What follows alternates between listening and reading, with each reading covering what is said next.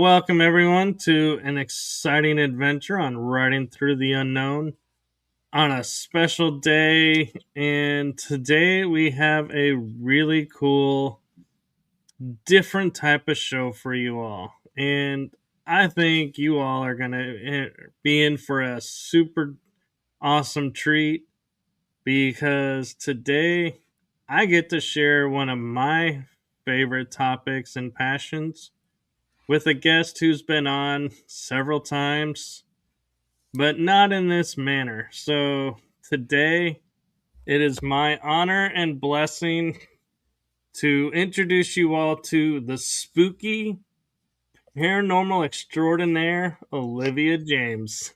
Hi, thanks for having me. Thanks for being on. So, what spooky paranormal adventures has Olivia experienced? I I'm pretty well, so pretty much well, it's for everybody. We were talking about how we wanted to keep it kind of like a fun, casual, spooky show. I mean, just something different. I usually come with the doom and gloom, and we were just like, well, let's just do something a little bit different and just talk about some paranormal experiences that I've had over the years. And it's always fascinated me, and it was something actually that terrified me. This is really strange that it was so scary to me, but now I'm kind of like, I go straight into it, and I let entities take over my body and speak. And it's really interesting that how the difference is from when I was, younger and before I was awake, and how terrified I was. So that's why I think it's so interesting, because how scared I was all the time, and now that I just do it I can do it anytime and not be afraid. So I think it's really interesting. I just thought it was fun that, I've been experiencing stuff since I was a little kid, and I didn't really realize what it was. We always watch all these horror movies, scary movies, so we kind of get like, whoa, like I've seen what happens when, there's a dark that's in the dark, and there's something, a little bit noise in the dark. And that always scared me when I was a little kid, that I would see something in the dark. And I was kind of that kid that, me and my family moved around a lot, and when we would move into new houses, I was that one kid that if I was alone in a room, I would get a tap on the shoulder, and when I would turn around, there's nothing there. And that is always terrifying when you're alone. Look, imagine the 80s, you're alone in your room, you're listening to the radio very quietly, and then something taps you on the shoulder, and you look around, and it's a real distinctive type of feeling. And it felt like a human did it. It felt like a real tap. So I turn around, and there's nothing there but air, but you can feel that energy. I remember when I was young, I would go babysitting, and it seems like every time I would babysit, there would be, I have these kids to watch, but there would always be something kind of like in the air, like almost electricity static. And, animals kind of, I remember seeing like the animals in one of the houses I was babysitting, and it wasn't even that late at night. It was maybe like 8 o'clock. And, the family wasn't set to come home for another hour or so, but the kids came, the little kids, they came running. And, they say that they keep hearing all these noises, and their parents knew about it.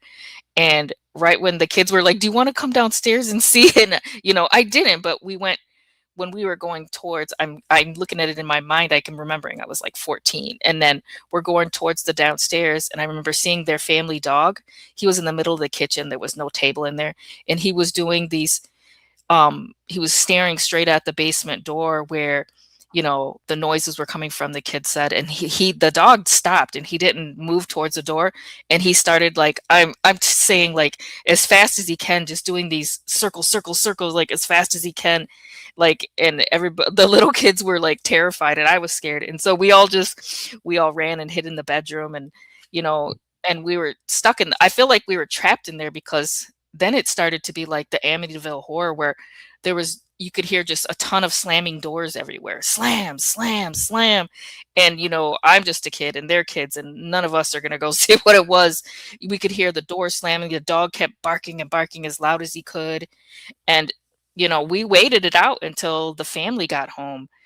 and they just, "Oh, yeah, yeah, we have a little ghost here." And a ghost? I was like, "A ghost?" That was like the Amityville Horror. There were things slamming in the house, the dog was going, I mean, this was scarier than the Amityville Horror. I was like, "Never again." I never went back to that place. I never went and took another babysitting gig there, and I was like, "No way." So it was like, stuff was popping up all the time that I didn't know. And I had a history because I think my mom, she always talked about seeing spirits in the house where we grew up. And, she'd be sleeping and a spirit would come through the curtains and, tell her, "Come here, I've got something to tell you." She always told us about, she saw that. She always kind of was into the paranormal. So was my dad too. He was kind of into the paranormal.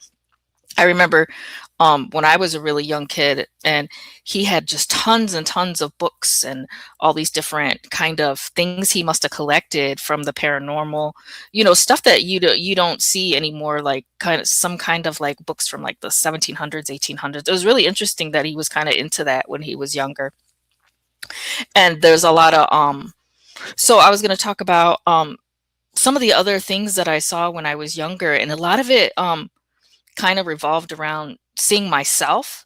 And it was like kind of like a part of me that was almost like I was haunting myself. So I would see, always had these kind of like nightmares. They weren't nightmares though, really, because it was a real being. It was myself as a part of my altar that could kind of come.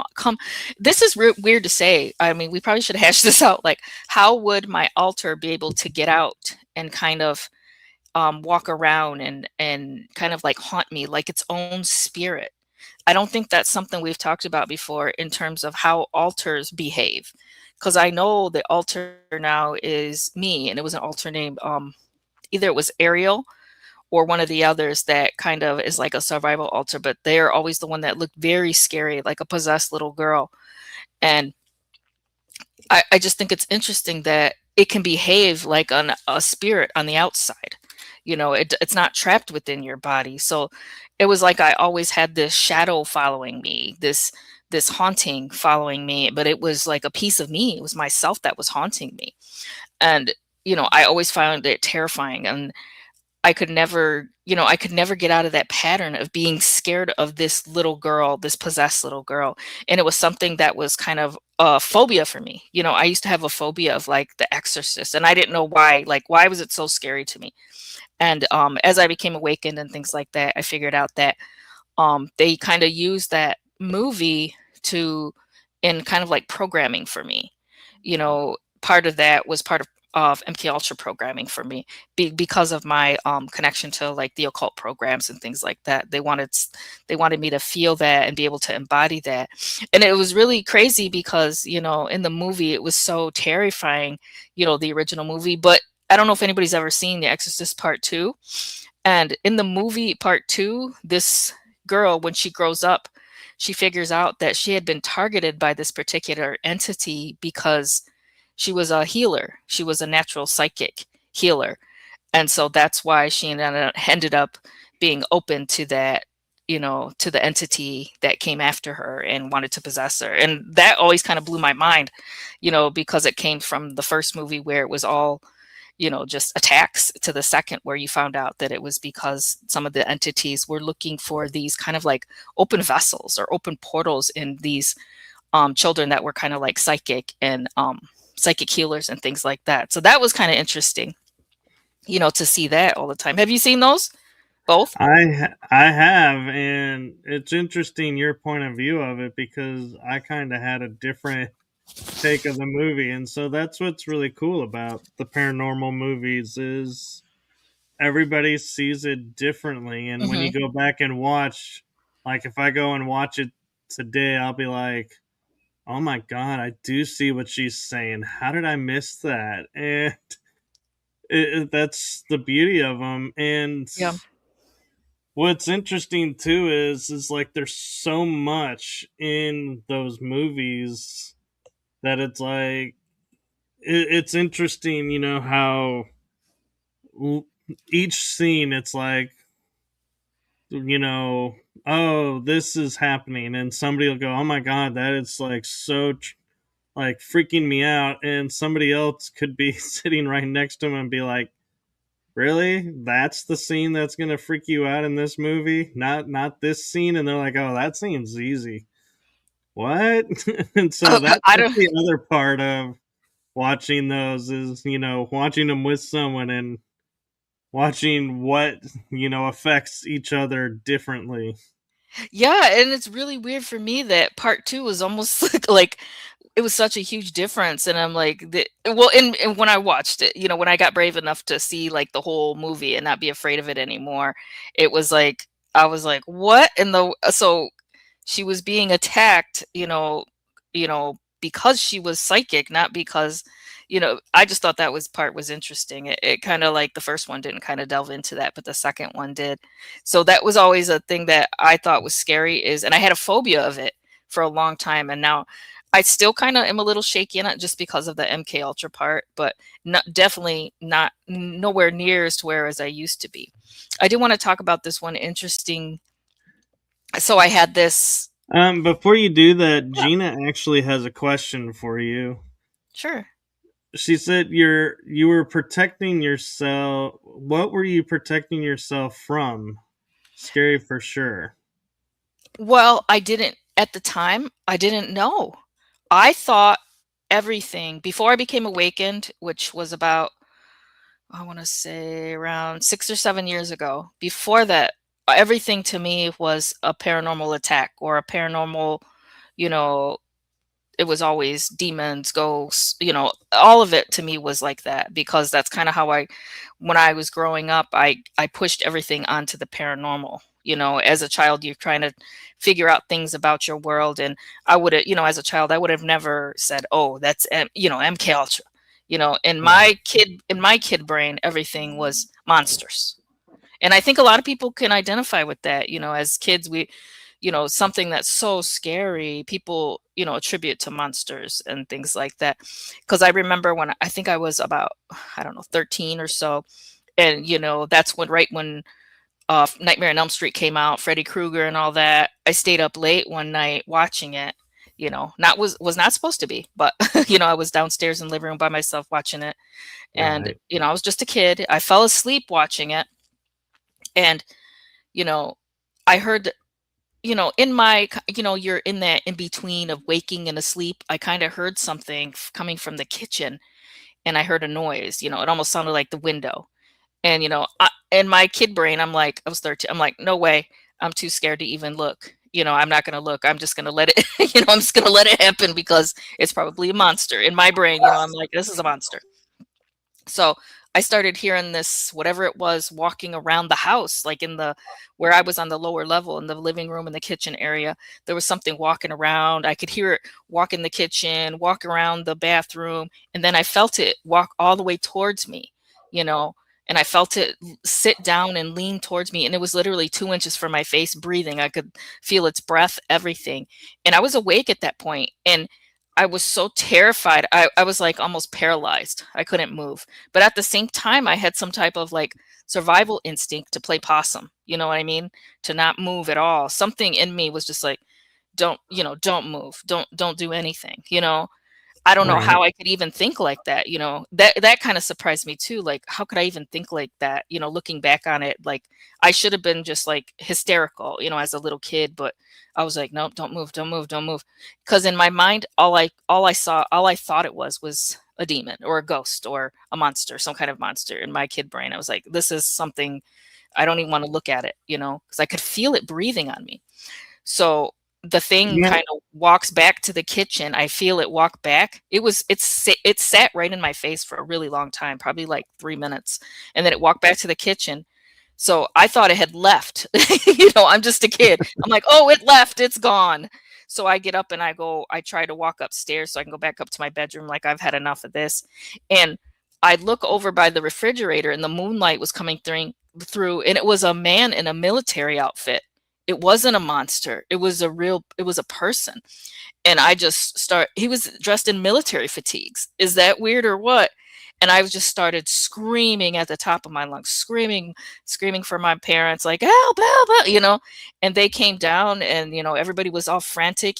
And they said I was right, that the window was open, the door was left open. So somebody had gotten in, and it was a man in a military outfit.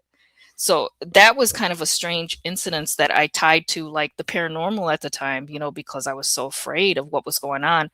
And I had no idea. And, my parents didn't, they're just like, oh, just some, thief coming in. I'm like, well, we didn't have anything to steal. He couldn't find anything. And if he was just a thief, why was he, sitting in my face for so long? I could have been murdered, kidnapped, like anything with Right. just some a large man in the house. I was just a little kid, so that was a crazy that was a crazy incident of somebody sneaking in. And I did remind my mom, like, I don't know, last year or something. I said, "Do you remember when that person was in the house and I was scared?" And she's like, "Oh yeah, I remember that." She just thought he was a thief. It was like nothing to her. She's not really scared of that kind of. And I'm like, that was terrifying.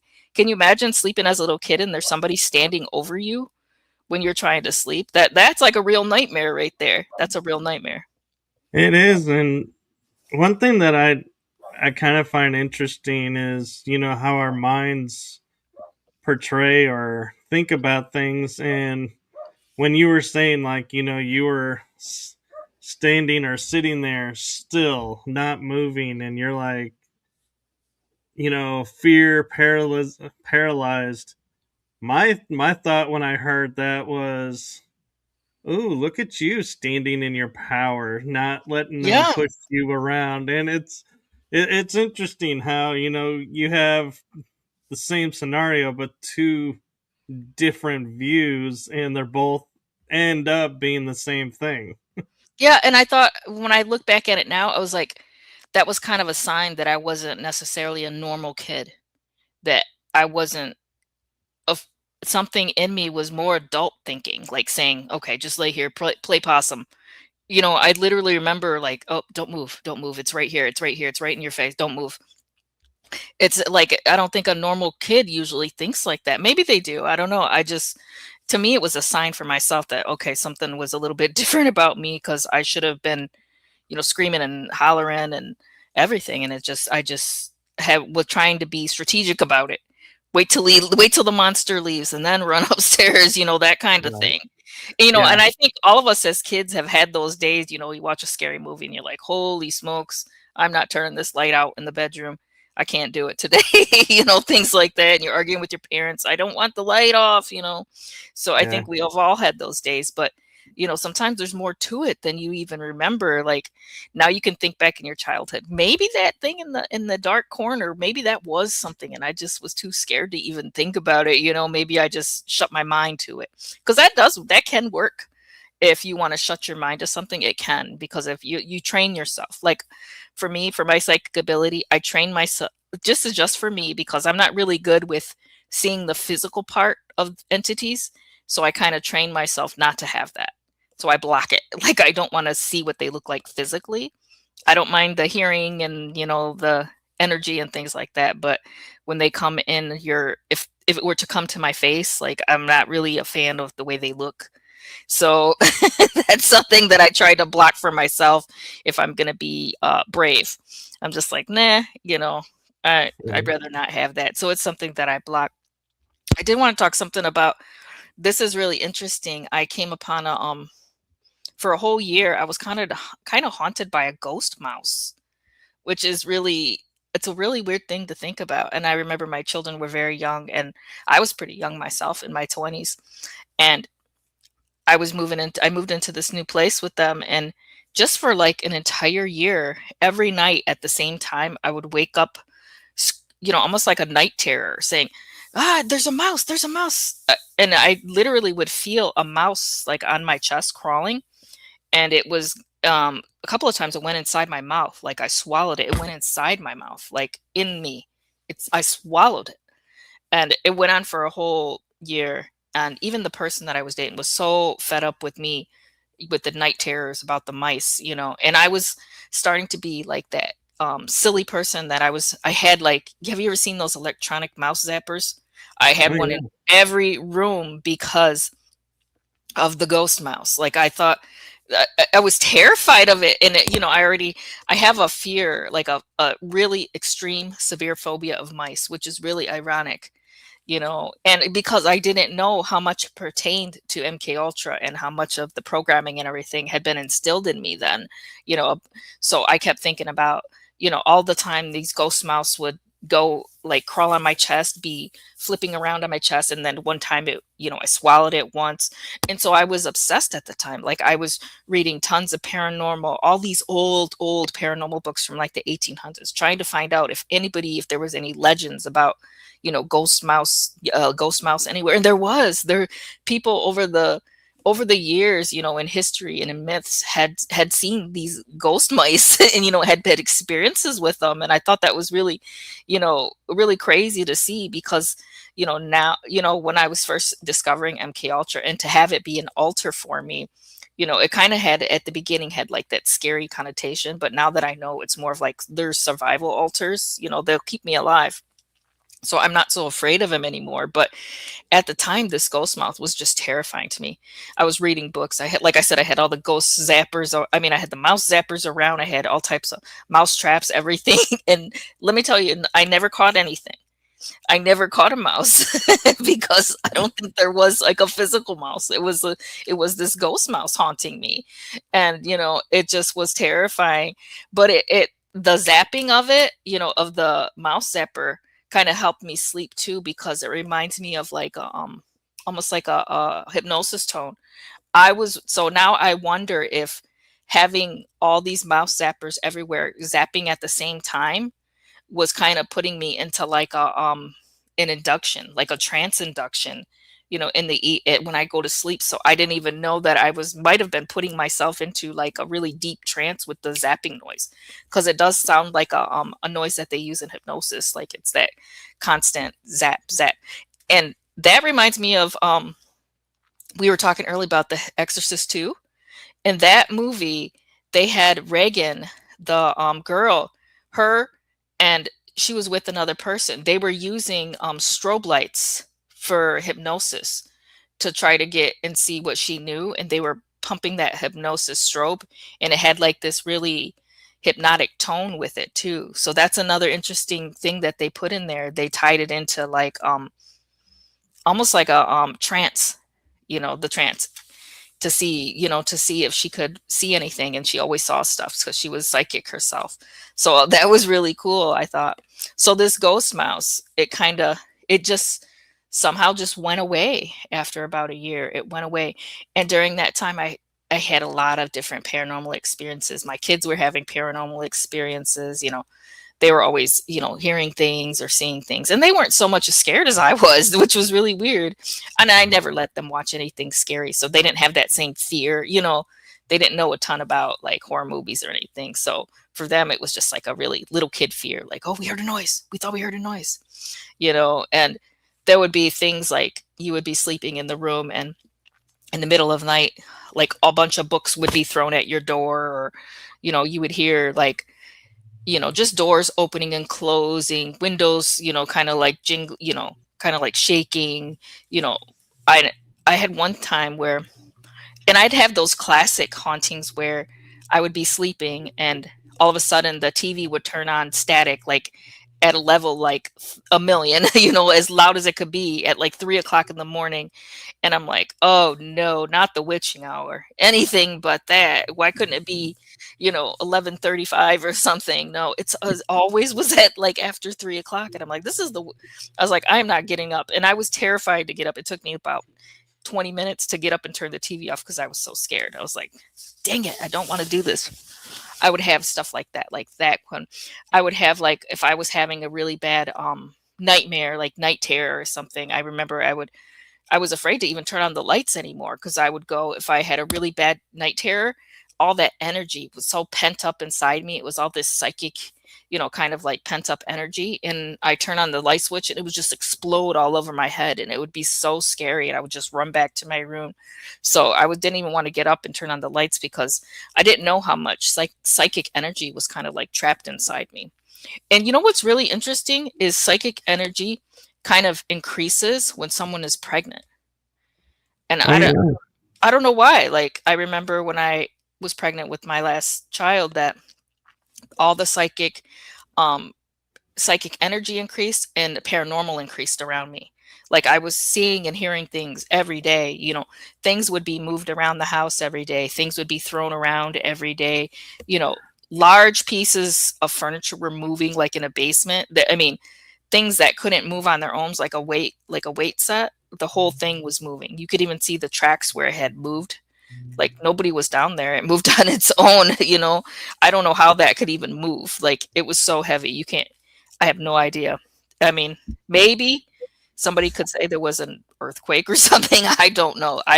We don't have earthquakes in our area, but that, you know, I want to be kind of like realistic. Maybe something did move it. I don't know. I had just had so many nightmares. Anytime I would go in the basement, that was definitely a hot spot. The basement for us was a hot spot, and I would have nightmares all the time about basements, you know, something to do with basements. Even now, I still have nightmares about basements, and I'm trying to, you know, I've done a lot of thinking and soul searching about it, and I think it has to do with like the darkness and the, you know, just that going down, down, down, down. You know, it's almost reminds me of kind of like a hypnotic induction too, when I'm even going down the stairs, like down, down, down. As soon as I go down there, you know, there's like, that's where I do all my laundry and everything. And I definitely 100% heard the Trinity knock. No one was home. You know, it was daytime, totally Amityville horror type stuff. I'm down there doing laundry. It's dark. It's kind of dark. I only have one little light bulb down there. And literally I could feel like almost, you can almost start to feel like a pressure kind of like on around by your shoulders, like almost like a tingly type of pressure. And I was starting to feel that.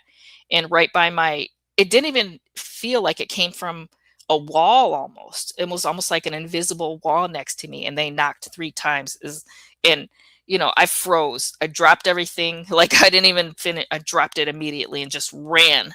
You know, I ran. You know, that's something that's real, that kind of like scared me, because you know, we watch a lot of, I used to watch a lot of scary movies, and that Trinity knock was something that was like terrifying. I don't know if anybody knows what the Trinity knock is, but they sometimes they'll have like a spirit that'll knock 3 times, and it kind of like, it always scares me just because of what it's supposed to mean, you know. And back in those days I was scared of everything, so that was something that was always scary. So like I said, when I was pregnant, it was just everything. It was like just like being in one of those houses when I was babysitting, like just, you know, things moving everywhere, things shifting, you know, things being lost. And then, you know, you find them again in a different place, you know. And those are during those times too, I was still getting taken and used in for certain missions and things like that, that I didn't even know what was happening. I was having a lot of not really gang stalking, but I would always hear like, it almost sounded like somebody was walking the perimeter around my house, like just walking. You could hear some walking in the grass around. And I had really good hearing. And it was just like I could always hear somebody walking in the grass. But when you look out there, there was nothing out there. And, you know, I could always, you know, just rationalize it by saying it's animal, you know, an animal every single night, you know, probably just an animal walking around. Or, you know, there's so many different ways you can rationalize all this scary stuff that happens, you know. And it's just, sometimes there's just no way to explain things. I don't know if anybody's ever played with the Ouija boards, but I had a really, I don't know if I want to call it cool, but it was, those definitely are 100% real. I know people say that it's just somebody moving the thing and, you know, it doesn't work. And I can guarantee 100% it works. It just depends on the person. I think it depends on the person using it, or the person in the room. I'm not quite sure, because I wasn't using it. So I was just a kid, you know, a dumb kid, about 17, I think it was about 16 or 17. And I had a couple of girlfriends over, and, you know, they invited some little boys from the neighborhood, some other teenage boys. And, you know, we're being teenagers, and they're, you know, let's do something fun and let's scary. And they said they wanted to play with the Ouija board, and they had done it before. And I was like, no, no way. I definitely watched The Exorcist and what happened to people when they used the Ouija board. I said, I don't want anything to do with it. But I did help them. I built it out of like you know, we had some old game that we had thrown out. We had the cardboard still. So I made that into a Ouija board for them, and just used like a little plastic cap as the planchette. Who would have thought that that would like create some like mega psychic portal? I had no idea that could do that. So I they were playing with it. I didn't want nothing to do with it. I sat in the I kind of sat like way back in the corner on a couch, like just watching from afar, because I'm like, oh, this is not going to be good. So these boys, they're trying to scare everybody. They're being kids. They're trying to scare. Let's call this, demon, and let's do this. And so they're talking to these, entities. The two boys and the girl is sitting there next to her, and I'm way back in the couch, and everybody start. I could hear like a big like, like this. They all inhale kind of, and Right. see the cap that they were using, it stopped in the middle of the board and it started to crawl on the floor. I'm talking on the floor, on the carpet. I'm getting chills just talking about it because I can remember it. It was crawling on the floor, on the carpet with nothing behind it. I'm just saying, this plastic kept just moving on its own, and it was coming towards me on the floor like pretty quickly, and it stopped right in front of me, and I just was like frozen, and everybody's like, it wants to talk to you. It wants to talk to you now. It's going to talk to you. And, I'm just, they kind of pressured me. They're like, just come one time, one time. And so I did. And that was like a really like interesting moment when I touched it. Is just the electricity shot through my arms almost. It was almost like these things that they had called knew what I could do. They knew that something was different about me. So they took that thing and like kind of said, come here, we need to talk to you, kind of thing. So, I mean, I didn't take my hands off it I swear it was probably 3 hours. And I just kept, and other people were asking it questions, and I was just kind of like the vessel for it, just like I do now. Like I could become a vessel. I was doing it at like a really young age, a teenager, letting them all ask questions and, say, whatever they wanted to say. And it just went on for a really long time. I remember all these different relatives that had passed had come through, and I think I told my family about it, and one of them wanted to try it, and then they did, and they were terrified because it created like a real portal where this a real, almost like an electric burst came right out of the carpet, and it floated in the air. And we threw it away. It was we never used that thing again because I ended up creating a portal with it. I didn't even know that that could be done. I didn't know anything about what I could do. And after that happened at the apartment we were living at, it was just nothing but paranormal activity after that. I think whatever had been called through the Ouija board, it was a way to let it in. And it was kind of, I think it was an angry, almost more like an angry spirit. It didn't really remind me of an entity because a lot of entities, they don't have a lot of time to do little pranks and things. Like we would come home and the bathroom would be destroyed. Like it looks like somebody went in the bathroom and threw everything that was in there, shampoos, everything, and just threw them all in the toilet for no reason. That's just all in there. And then, you have to clean it out and everything. And then, your bedroom door was never, the ghost or whatever it was didn't want you to keep your bedroom door closed. It would constantly like fly open. Every time you closed it, it would just come open. So you just end up leaving it open. You could even test yourself. Like you could even like, okay, I'm going to leave all my doors closed, like seriously closed, no, nothing, to see if it would open. And when you would get back home, they were all open. Everything was open. Everything would be opened. And so I ended up leaving that place because I didn't think the ghost there was it was getting a little too aggressive. So those hauntings like that do kind of happen. Can be a few aggressive ghosts. I've met them, and somehow they can get like, I don't know. I haven't experienced one hitting me, but I know other people have, and then they felt it because like that energy push, they can push it out, if they want Right. it, can build up that much energy. I've seen it. I've had a child that experienced it. They said that was a monster and that it hit them. And, I believed them. I was like, yeah, I bet it probably was a ghost that was angry and they saw something. They are my kids, so maybe they have a little bit of this, psychic energy themselves, and, seeing things themselves and not knowing, what it is really. And they grew up kind of like not scared of it. So maybe in a way they were able to handle it a little bit better than me because, I grew up kind of scared of it. So it was always this so that was a really scary time, that Ouija board. Have you ever seen one or used one yourself?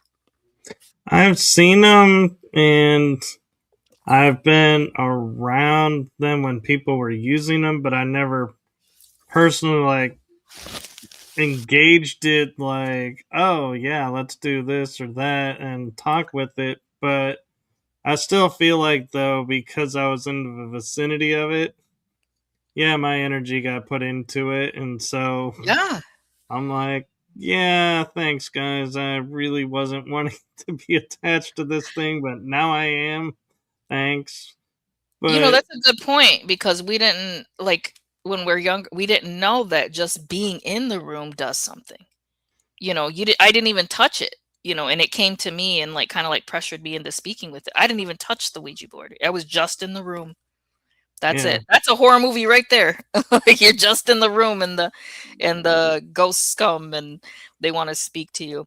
And not all of them are scary. I don't want people to think that, all spirits are aggressive and scary.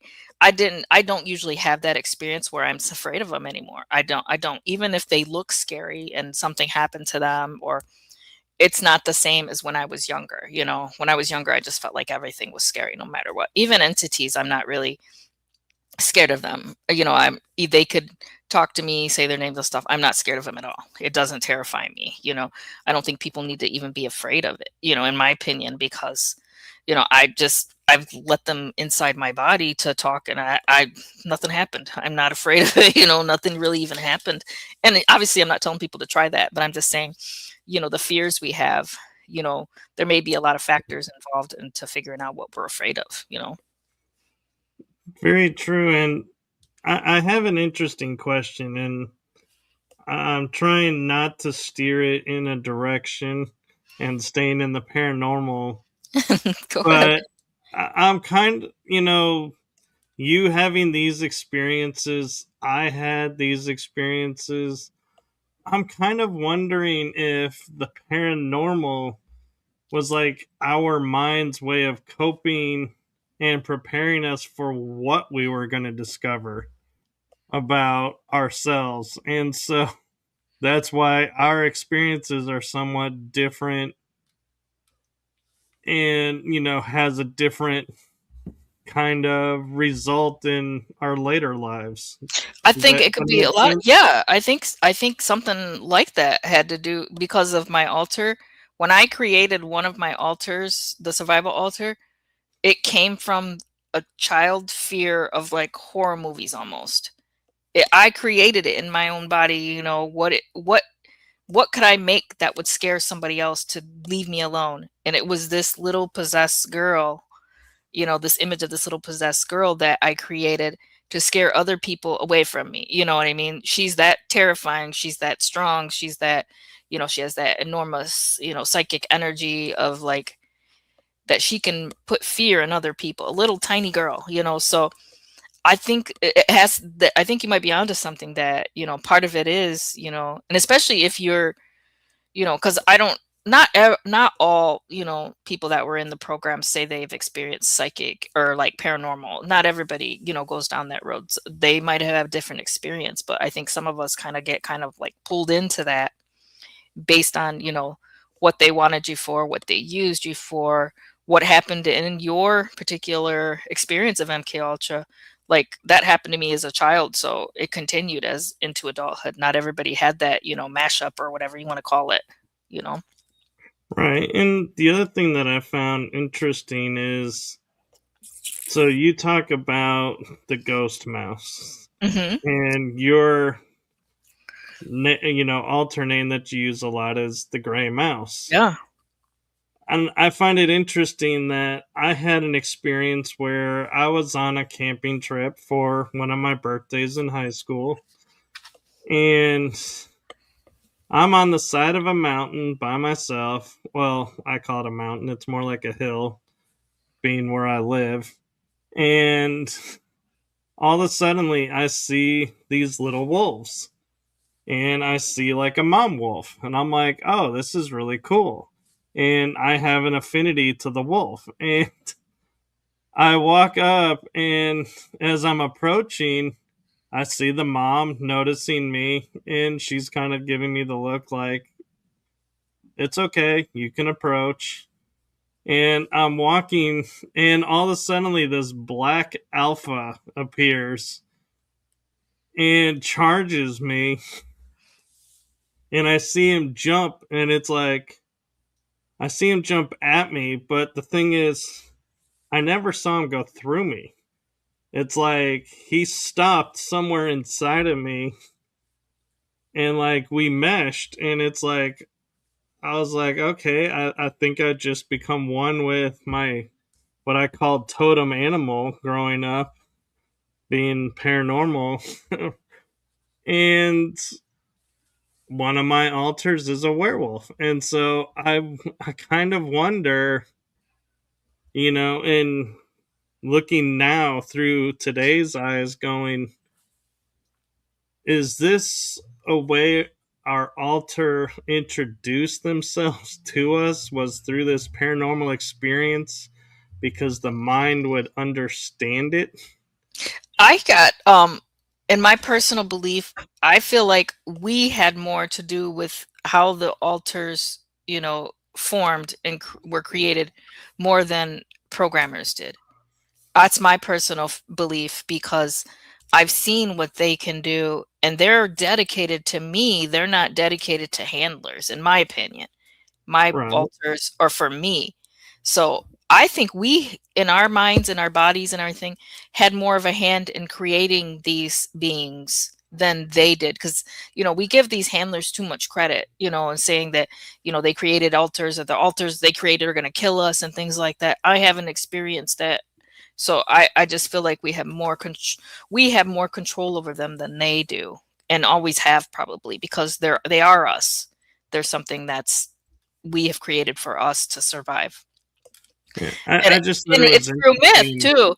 The Yeah. wolf is a very long-standing myth of a lot of different cultures of that spirit. And so like I didn't know mice were either. I had to read a lot to see that other people had experienced that too, where they saw this, mouse. And, some people think that seeing that mouse spirit is like you can see things that other beings can't because it's such a small little thing and it hides and it's able to see things and get in and out of places. It has that energy of like getting in and out and being very sneaky and just and it kind of reminded me, just being a little tiny person and, getting in and out of these places, that the Yeah. mouse can get into. So, there was so many different things that happened and they were all interesting and there's so much, Yeah. like I said, I'm writing a book about just like paranormal experiences and things. I have that in the works just because I think it's so cool, you know. It And is. what And it was just interesting to me, the parallels of, you imagining it went in your mouth and you like swallowed it. I Yeah, had it enter my body, yeah. through pushing through, but it stayed in my body. So that's what I'm like. It's interesting that we both envisioned it becoming one with us because it entered us. Yeah, it's like I can't believe and I swear when it went inside my mouth, I felt it. I felt the gulp. I felt it. Like I really felt it. Like I felt the gulp.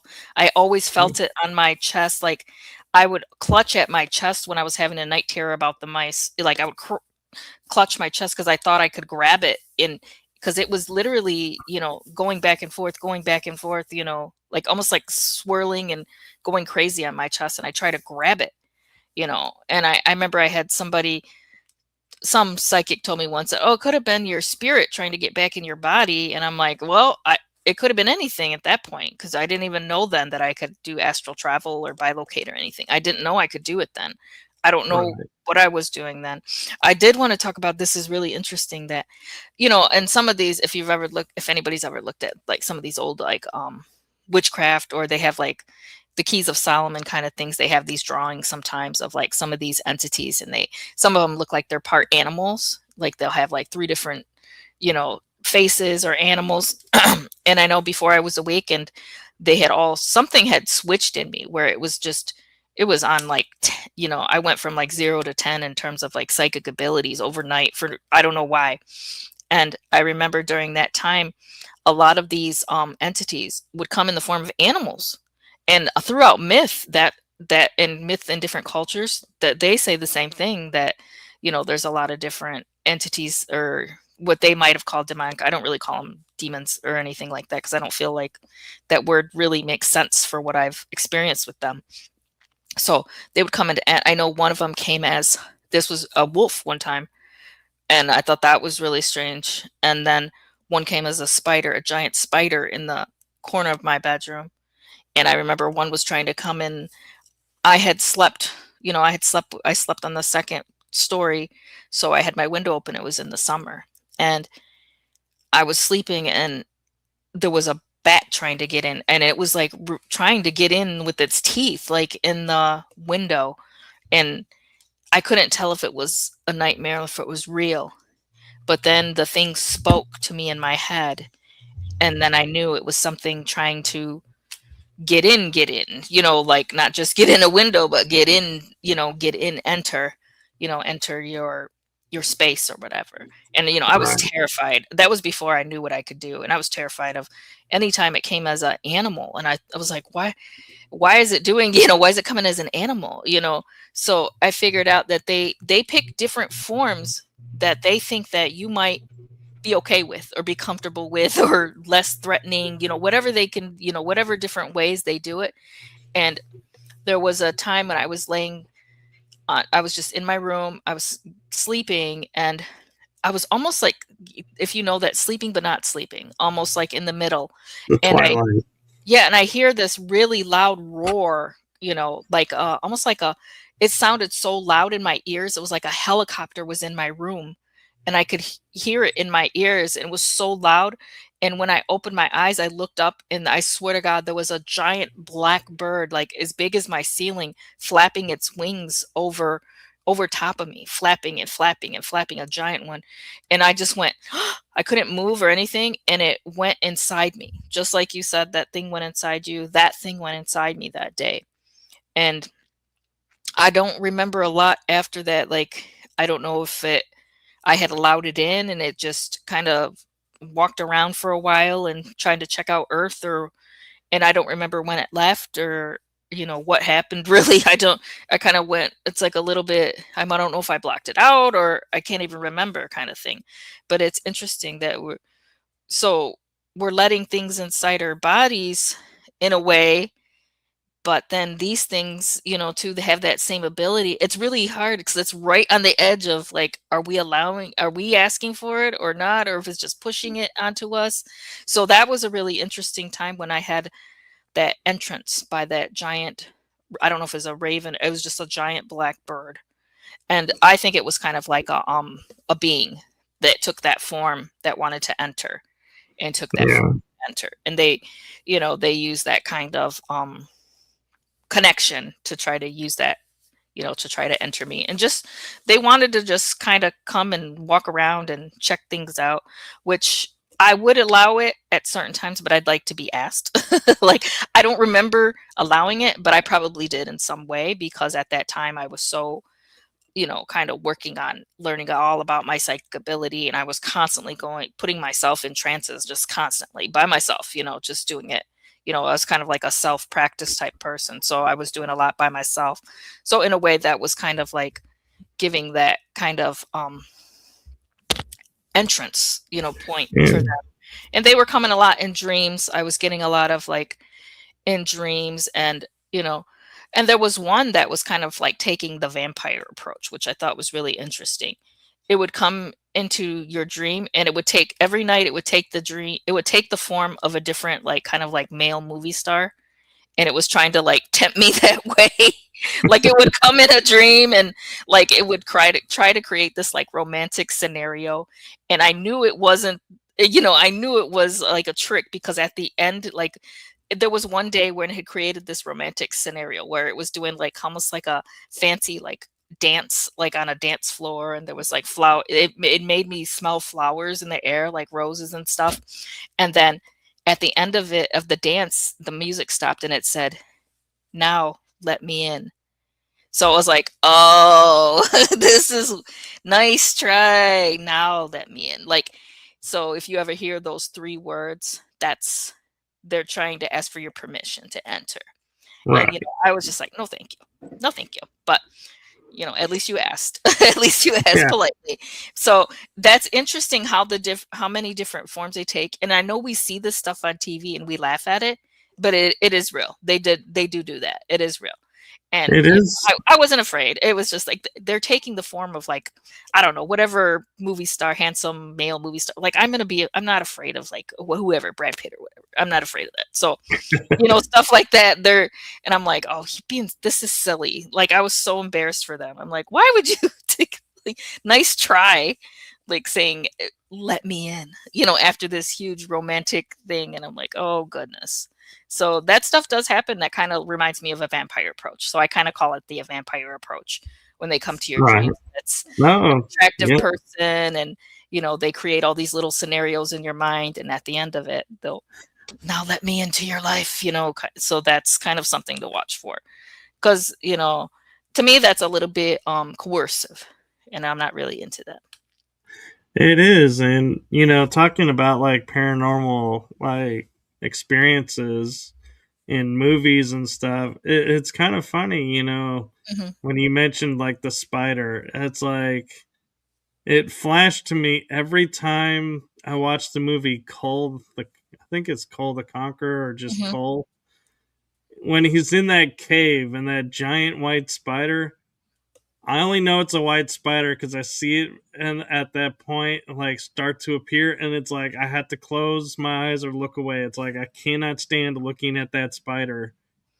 Yeah, But sometimes I it's can one of see them. the yeah, but with seeing the wolf in Neverending Story never phased me. I'm like, hey, yeah, But I'd also have in the back of my mind like, why do people always picking on the wolves? Why are wolves always portrayed It's like so they're scary. gonna kill you? Because wolves are not that violent actually, unless you provoke them. It's just weird how like I was more afraid of a ghost mouse than these like beings that were trying to get in the window, tearing through the screen like a vampire. Yeah, Like, how can I be more afraid of a ghost? But that's has to do with our personal experience of what happened to us. All of it is different. So it was really interesting to have that. There's so many different stories. I'm gonna pack my book full of them because I yeah, think it's so interesting. All the different conversations I had with different beings and things, and what they kind of said, and kind of like what they felt like.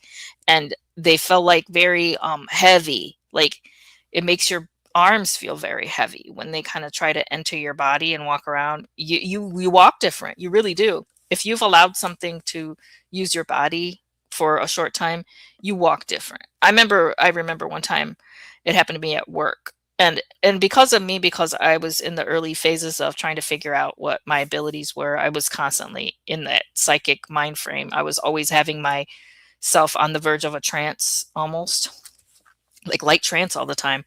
And I remember I had it happen at work where I let something, use my body. And when I stood up to walk, I could tell I was walking different. I knew it.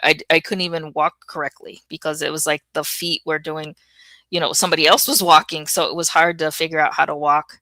And I remember I was trying to go to the refrigerator at my work to get something. And like even when I grabbed the refrigerator door handle to open, I felt like I grabbed it awkwardly, like I didn't really know.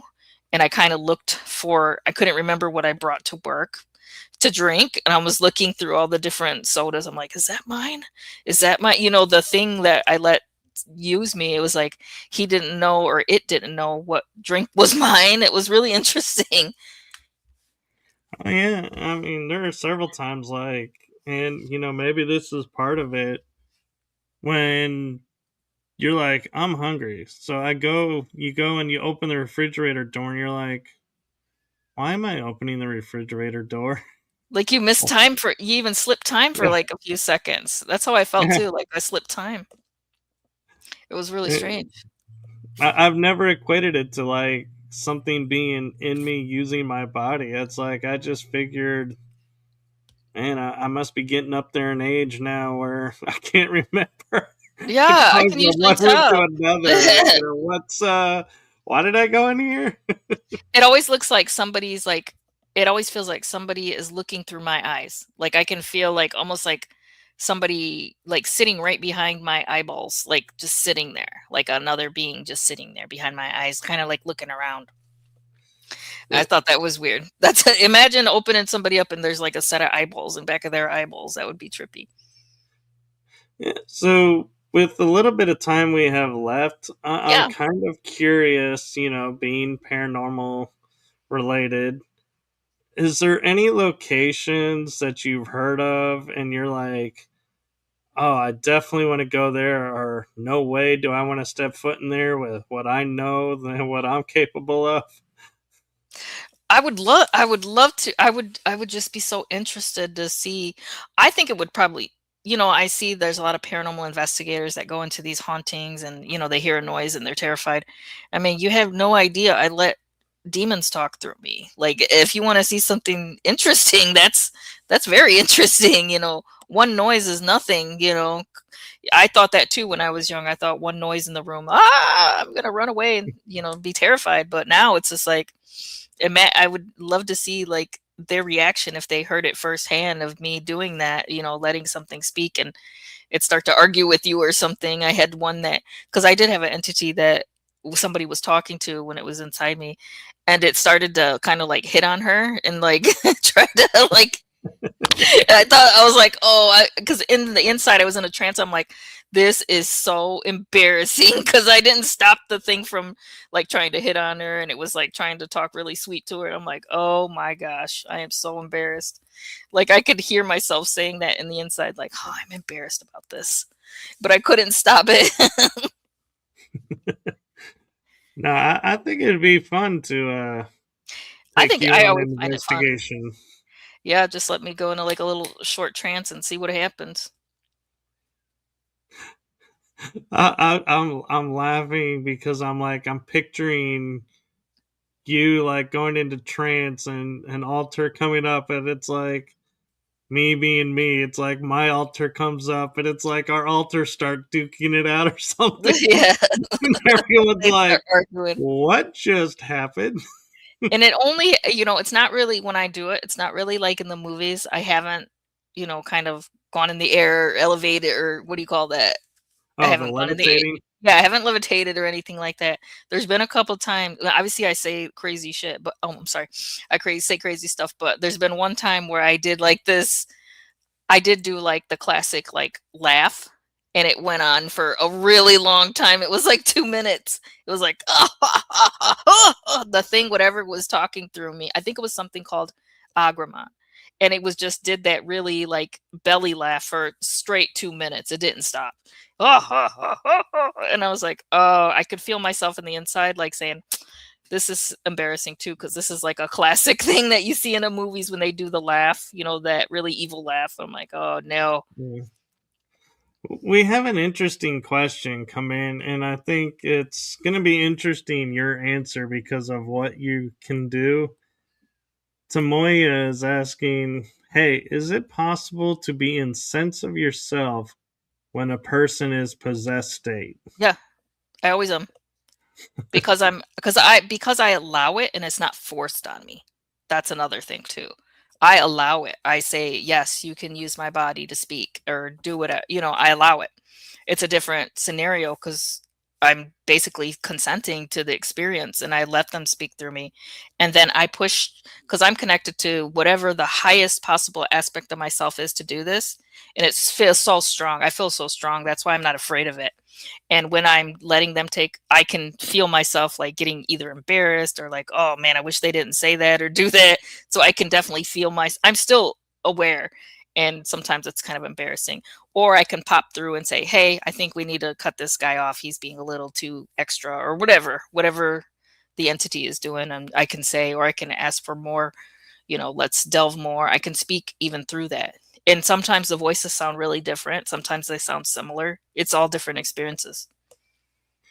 Yeah, I'm just kind of curious, and I know we're at the hour, but I just want to ask your opinion on something real quick, if I Mhm. may. Yeah, sure. What's the difference do you feel between being possessed, where something takes your body and uses it from you, versus like channeling and all of that, or do you feel like there's not a difference? There's a difference. I know that there's a definite difference because, you can do all those, but are people channeling, allowing the being to become them and not just speak through them? Like when I do it, I go into the deepest trance I can go. So I'm like laying down and the thing like takes over. I'm like laying down on my back, eyes closed, everything. Sometimes I can get to where if I let it come in, but like nobody else is around, I can just let it walk around. It might like I said, it was trying to go in the fridge and look for something and it didn't know what to look for, something like that. That's not necessarily channeling. I'm not, channeling everything. I'm just letting it walk around for a little bit.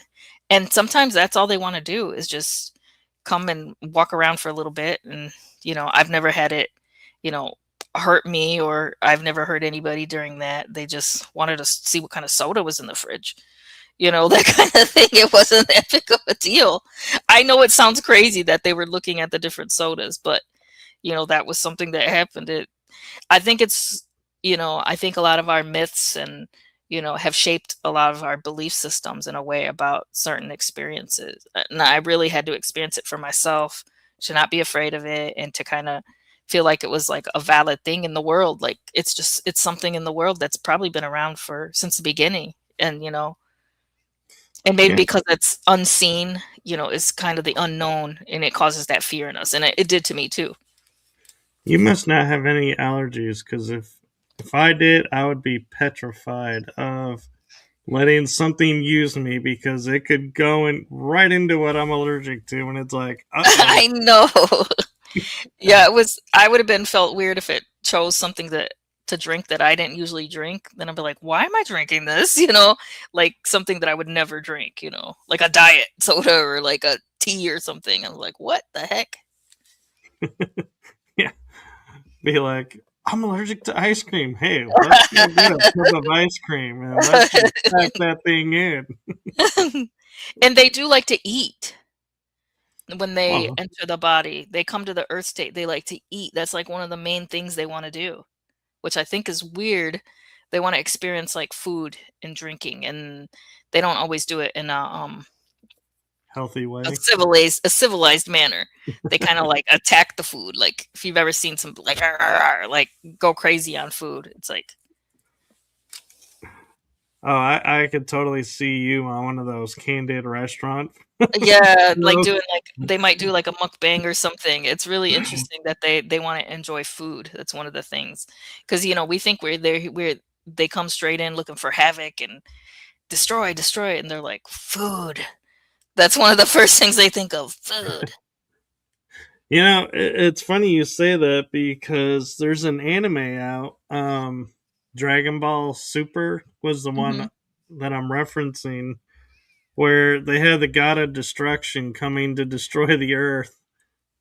And the only thing that saved the earth was they gave him a buffet of food, and he loved the food. So he's like, yeah, I'm going to spare this world. Yeah, isn't that weird that that's what the first thing they wanna do is have food? They look for food. Oh. Well, thank you for sharing this paranormal hour with us. Yeah, And thank you. It was fun. yeah, it was fun, and we should do it more often. Yeah, these are fun talks. So, with that being said, do follow Olivia. And do you want to promote your other books Yeah, or I just have my anything 2 you got books coming? still. Yeah, I still have all my information. My blog's free. You can go and check out my blog on Substack. I post there pretty regularly, different writings. I have 2 books, Gray Mouse, Sex, Space, and Mind Control, and Gray Mouse Purgatory, if you're into reading more. Then I also took a lot of the book. I took a lot of passages and things like that, and I made them into videos on YouTube on Gray Mouse Chronicles. So you can check that out too. If you're not necessarily a reader, there's different formats that you can get the information. So everybody has access to the information. Very cool. And my mod team put up the earlier in the show when we just started the Gray Mouse Chronicles YouTube channel link, so I was putting it back up. And I believe this is one of your Amazon links too. Oh, cool. Yeah, to one of the books. Mhm. So there you go, folks. And do hang around, well, you don't have to hang around here on show, but do hang around, because you never know when Olivia may be popping up again and having either another paranormal episode, or she may be sharing some insights into another part of the world. But no matter what information is coming through, always remember there's hope, so it's not all doom and gloom. Always be able to find the light in everything because it's there. You just got to look for it. Anything you want to add, Olivia, before we say goodbye Just for now? I just want to piggyback off what you said, and I had an angel tell me once that I was a shadow student and that yes, it was okay for me to work the shadows, but then they said, but always live in the light. Yes. And here's an interesting thing for you, Olivia. I don't know if you've ever thought about this, but when we talk about like shadows and shadow work and shadow beings, we always think in our minds, oh, here's this dark or Hmm. gloomy work that we have to do.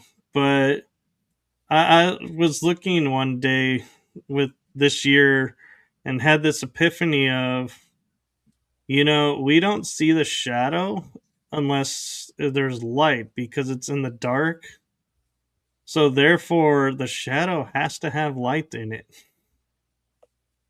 Yeah, I I feel like they're one and the same almost, like different sides of it. Yeah, because I mean, we always say, "Oh, look, I can see your shadow." Well, how do you see my shadow in the dark unless there's light somewhere? So that's where that epiphany came from of, wow, the shadow is not this dark thing. Yeah, and I don't know if there's been times where I sat outside in the dark and what am I afraid of? It looks beautiful. The dark was beautiful. There's a few stars in the sky. Like, why am I afraid of that? It's so interesting that things change. It is, and it's always like a instant. You'll go to sleep one day afraid of the dark, and then you wake up the next day, go through the day, and when it comes to night, you're like, hey, I want to go outside in the dark. And it's beautiful out there. It's Yeah, nice and quiet and pretty. There's a few stars, you can hear the animals. It's different from when I was younger, definitely. it is. Well, thank you for coming on and Yeah, thank sharing this you. side of you with us. And I do have to say, I really enjoyed this, and I look forward to more of these Yeah, episodes. me too. Yeah, thank you for having me on. Yes. Well, everyone, have a wonderful Sunday. Enjoy your week. Blessings to you all, and we will see you on the next episode. Bye. Goodbye, everyone.